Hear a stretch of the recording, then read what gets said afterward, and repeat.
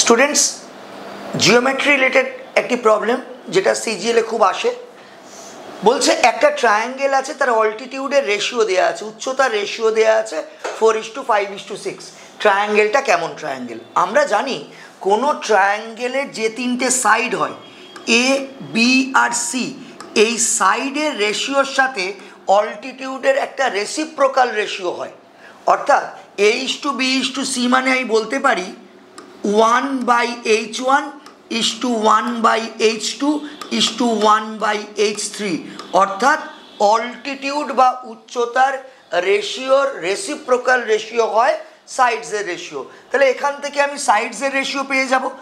H1 H2 H3 সেগুলো হচ্ছে 4 5 and 6।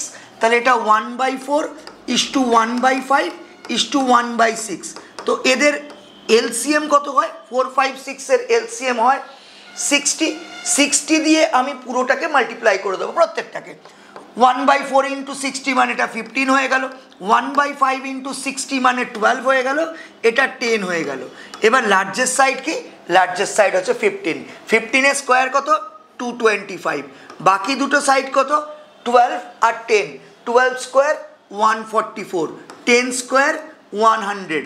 এই দুটো সামেশন কত? 244। 244 225 এর থেকে বড়, মানে 225 ইজ লেস দেন 244। লার্জেস্ট সাইডটা বাকি দুটো সাইডের, লার্জেস্ট সাইডের স্কোয়ার বাকি দুটো সাইডের স্কোয়ারের সামেশনের থেকে ছোট। তাহলে এই ট্রায়াঙ্গেলটা আমরা জানি acute angle triangle. So option A is the correct answer.